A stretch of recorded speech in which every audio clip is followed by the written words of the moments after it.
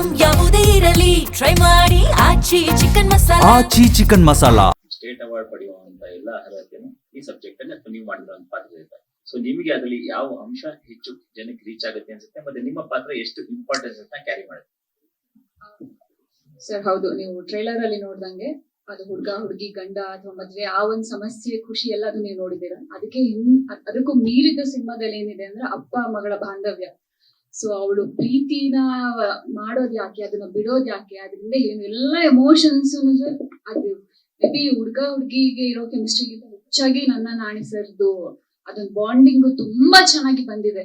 ಒಂದು ಪ್ರತಿಯೊಬ್ರು ತಂದೆ ಆ ಕನ್ಸು ಮಗಳನ್ನ ಹೀಗೆ ನೋಡ್ಬೇಕು, ಹೀಗೆ ಇರ್ಬೇಕು ಅನ್ನೋಂಥದ್ದು.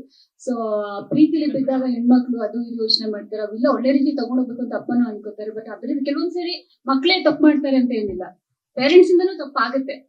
ಸೊ ಅದನ್ನ ಆ ಸಿನಿಮಾದಲ್ಲಿ ಒಂದು ಹೇಳ್ತಾ ಇರೋದು ಆಗತ್ತೆ, ಜನರಲ್ ಆದ್ರೂ ಆಗತ್ತೆ. ಹಾ ಹೌದು ಆಗತ್ತೆ. ಸೊ ಅದೊಂದನ್ನ ತುಂಬಾ ಚೆನ್ನಾಗಿ ತೋರಿಸಿದ್ದಾರೆ ಸರ್. ಅದೊಂದು ಬಾಂಡಿಂಗ್ ತೆರೆ ಮೇಲೆ ನೋಡೋದೇ ಒಂದು ಖುಷಿ. ಅಂಡ್ ಇನ್ನೊಂದೇನು ಅಂತ ಅಂದ್ರೆ ಈ ಸಿನಿಮಾ ಶೂಟ್ ನಡೆಯುವಾಗ್ಲೇನೆ I lost my father. So ಇನ್ ಕಾರ್ಯಗಳು ಮುಗಿಯೋ ಮುಂಚೆನೆ ನಾನು ಶೂಟಿಂಗ್ ಹೋಗಿದ್ದೆ. ನಾಣಿ ಸರ್ ಇನ್ನೊಂದು ಪ್ರೊಡ್ಯೂಸರ್ ನಿಮ್ಮನ್ನ ಭೇಟಿ ಮಾಡಕ ಬಿಡ್ಲಿಲ್ಲ ಅನ್ನೋಂಥದ್ದು, ಇನ್ನೊಂದು ಪ್ರಮೋಷನ್ ನಾನು ಬರ್ಲಿಕ್ಕೆ ಸಾಧ್ಯ ಇಲ್ಲ ಅನ್ನೋದು. ಅಂದ್ರೆ ಒಂದು ಸಿನಿಮಾ ಈಗ ಪ್ರಮೋಷನ್ ಟೈಮ್ ಅಲ್ಲಿ ಈ ರೀತಿ ನಿಮ್ಮ ಬೇಸರ ಅಂದ್ರೆ ನೀವು ಹಿರಿಯ ಕಲಾವಿದರು, ಇಂಥದ್ದೊಂದು ಕನ್ನಡ ಸಿನಿಮಾಗಳ ತಂಡಗಳ ನಡುವೆ ಈ ರೀತಿ ಸಮಸ್ಯೆಗಳು ಆಗತ್ತಾ?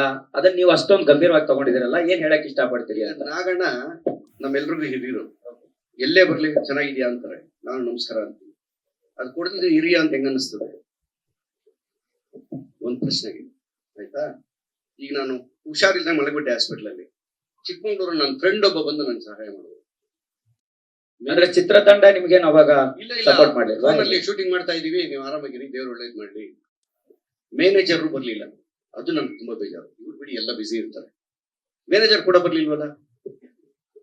ಏನಾನ ಹೆಚ್ಚು ಕಮ್ಮಿ ಆಗ್ಬಿಟ್ಟಿದ್ರೆ ಇಲ್ಲಿ ಬಂದು ಒಂದು ಹೂವಿನ ಬೊಕ್ಕೆ ಕೊಟ್ಬಿಟ್ಟು ಹೊರಟೋದ್ರೆ ಪ್ರಯೋಜನ. ಕೆಲವೆಲ್ಲ ತಿಳ್ಕೊಬೇಕು. ನಾವು 100 ಸಿನಿಮಾ ಅಲ್ಲ 176 ಸಿನಿಮಾ ಆಯ್ತು, ನಾವಿನ್ನೂ ಏನು ಕಲ್ತಿಲ್ಲ ಲೆಕ್ಕದಲ್ಲಿ. ಎಂತ ದಿಗ್ಗಜರಿದ್ರು ಈ ನಾಡಿನಲ್ಲಿ, ಈ ಮಣ್ಣಲ್ಲಿ. ಇಲ್ಲಿ ಕೂತಿರೋರ್ಗೆ ಏನ್ ಕಡಿಮೆ ಅನುಭವ ಇದೆಯಾ?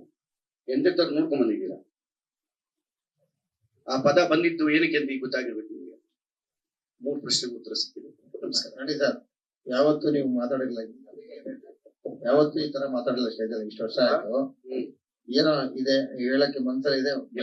ಏನು ಇಲ್ಲ. ಈಗ ಒಂದ್ ಸಂಸಾರದಲ್ಲಿ ನನ್ನ ಮಗಳು ಅಳಿಯ ಎಲ್ಲ ಇರ್ತಾರೆ. ಇವಾಗ ಮಗನಿಗೆ ಮದುವೆ ಮಾಡುವಾಗ ನೋಡಕ್ ಚೆನ್ನಾಗೇ ಇರ್ತಾರೆ ಎದುರುಗಡೆ. ಮದುವೆ ಆಗಿ 1 ತಿಂಗಳಿಗೆ 3 ತಿಂಗಳಿಗೆ 6 ತಿಂಗಳಿಗೆ ಅವ್ರ ಯೋಗ್ಯತೆ ಗೊತ್ತಾಗೋದು. ಹೆಣ್ಣಾಗ್ಲಿ ಗಂಡಾಗ್ಲಿ ಬರೀ ಹುಡುಗ ಹೇಳ್ತಿಲ್ಲ. ನನ್ ಮಗಳಿಗೆ ಒಳ್ಳೆ ಹುಡುಗ ಸಿಗ್ಬೇಕಪ್ಪ, ಯಾರಿಗಾನ ಹೇಳಿದ್ರೆ ಒಳ್ಳೆ ಹುಡುಗ ನೋಡ್ರಿ, ಅವರು ಕೇಳ್ತಾರೆ ಒಳ್ಳೆ ಹುಡುಗಿನ ನೋಡಿ ಅಂತ. ಏನ್ ಒಳ್ಳೇದು ಅಂದ್ರೆ ನೋಡಕ್ ಚೆನ್ನಾಗಿದ್ರೆ ಸಾಕ. ಈ ಕಾನ್ಸೆಪ್ಟ್ ತುಂಬಾ ಚೆನ್ನಾಗಿದೆ ಸಿನಿಮಾದಲ್ಲಿ, ಅದನ್ನ ನೀಟಾಗಿ ಹೇಳ್ಕೊಡೋಗಿದ್ದಾರೆ ಡೈರೆಕ್ಟ್. ಅದು ಖುಷಿ. ಯಾರಿಗೆ ಜೀವನನೇ ಹಿಂಗಲ್ವಾ, ದಿನ ಒಂದೊಂದು ಪಾಠ ಕಲಿತಾ ಇರ್ತೀನಿ. ನನಗೆ ಅವತ್ತು ತುಂಬಾ ಬೇಜಾರಾಯ್ತು. ನನಗೆ ಒಬ್ರು ಬರ್ಲಿಲ್ಲ, ಏನೋ ಹೆಚ್ಚು ಕಮ್ಮಿ ಆಗಿದೆ. ಏನ್ ಗತಿ ಅಮ್ಮ? ಯಾರ ಮೇಲೆ ನಿಮ್ಗೆ ಚಿತ್ರತಂಡದ ಮೇಲೆ ಅಸಮಾಧಾನ ಇರೋದು? ಪ್ರೊಡಕ್ಷನ್ ಮ್ಯಾನೇಜರ್ ಏನಕ್ಕಮ್ಮ ಇರೋದು?